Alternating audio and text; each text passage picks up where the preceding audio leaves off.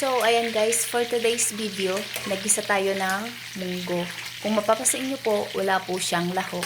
Kasi hindi ko po siya nilahokan. Char lang po. Wala lang po talaga akong pang lahok. Kaya po, wala siyang lahok. So, ayan, dahil nga po okay na siya, pwede na po natin ilagay yung ating konting-konting gulay. Konti lang po kasi yun lang po yung tira natin sa rep na medyo malapit na nga pong masira. Kaya po, naisipan ko na lang siyang ilagay sa munggo.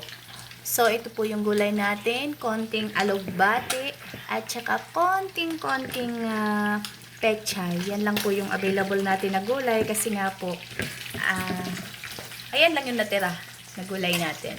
So, guys, hindi ko na nga po siya nilagyan ng lahok kasi nga po, meron tayong piniritong isda. Kaya nga po, hindi ko na linahokan yung ating ginisang munggo. So, para lang po, meron tayong gulay at saka pritong isda. Di po ba? Sarap!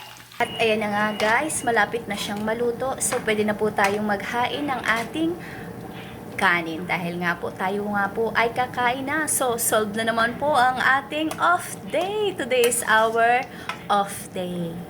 Diba? So, ayan lang. For today's video ay hindi, papakita ko sa iyo yung paghahain natin ng ating pagkain. Diba? Ayan yung ating isda. Perfect sa pagkaprito natin ngayon, guys. Pwede na nating umpisahan yung ating pagkain. Ayan. Tcharan! Ayan, ang ganda-ganda ng pagkaprito natin. Crispy.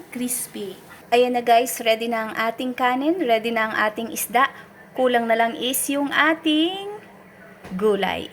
Ayan na guys. Pwede na tayong kumain. Ready na tayong kumain.